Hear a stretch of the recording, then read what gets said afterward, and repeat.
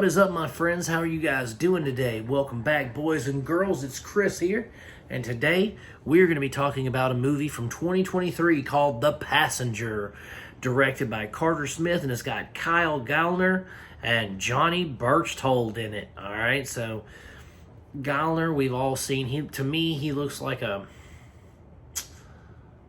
almost like Luke Grimes from Yellowstone, but it's not him. You know what I mean? Anyway, we've got Gallner. So this is basically Randy. We got Randy. You know Randy. You know who Randy is. We got Randy. He works at this place, this fast food restaurant. I don't know why I'm talking like that. Anyway, this guy Randy, he works at this fast food restaurant, right? And so he works with a guy, Kyle Gallner's character. And let's just put it this way. Gallner's character is just wild, unpredictable, sociopath, psychopath, whatever you want to call him.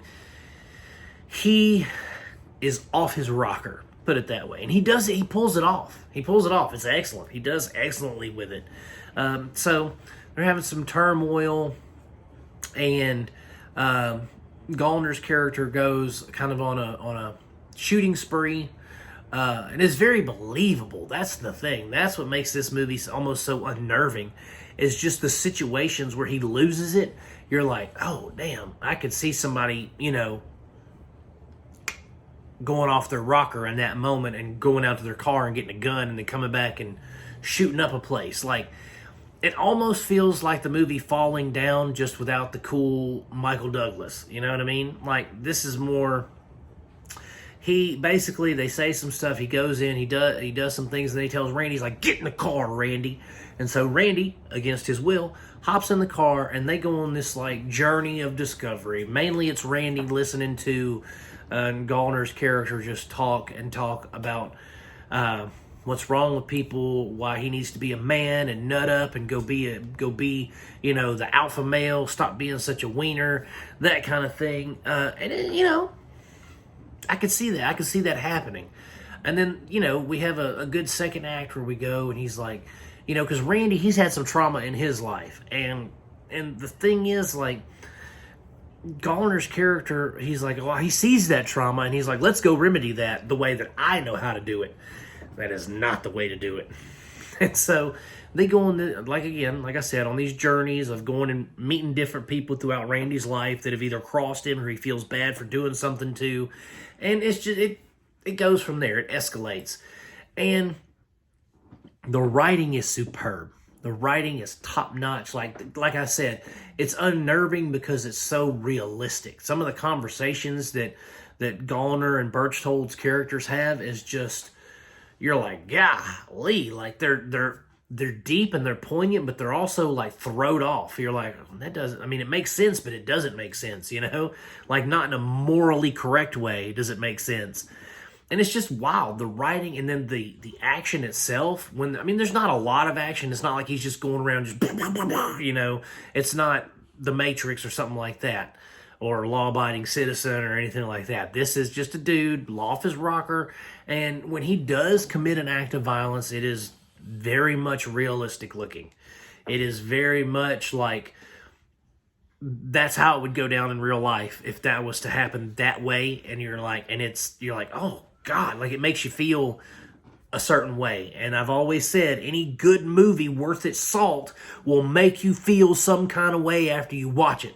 There's too many movies nowadays where you watch them and they're like, oh, eye candy for an hour and a half, and then you forget them. You don't even worry about them. You don't even know they exist afterwards. This is not one of those movies. This movie will touch you, not in a way that you want to be touched. And that sounded wrong, but that's what I mean about it. Like, it will stir something inside of you, and you'll be like, man, that's some hardcore stuff right there, boy. That's some hardcore violence. That's some hardcore death. And they do that. And they do it in a way that is just shocking and awesome, especially for someone who likes films that are willing to push an envelope. And I wouldn't say this pushed an envelope per se, but the realism of the violence and the realism of the dialogue is where this movie shines. I mean, I want to say more about some scenes, but I don't know how much I can say without ruining parts of the film.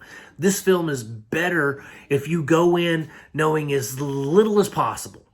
And I've told you the basic premise, nerdy kid, coworker snaps, shoots everybody, makes the kid come with him. That's the gist of the movie. But everything that happens from point A to point B, the end of the film, is a mesmerizing tornado of violence and anger. But anger at the machinations of society. You know what I mean? Like, and maybe you don't know what I mean when I say that, but it's like you can feel so much. This movie has soul. You know what I mean? Even if it's brutal and horrifying, it has soul and it has depth. And I appreciate that in any film. And it makes you feel. It kept me engaged and it made me feel some kind of way. Not a good way, but a way nonetheless. So guys, I am going to give The Passenger 4 stars out of 5. You can watch it streaming on Prime right now. If you're looking for a good, just kind of like, what the hell? That's the movie you want to check out over on Prime right now, guys. I appreciate you guys watching my videos. Thank you so very much. Like and subscribe, guys. Comment in the sections. And as always, I'm going to keep making them as long as you guys keep watching them. Peace out. God bless you. And I'll see you soon.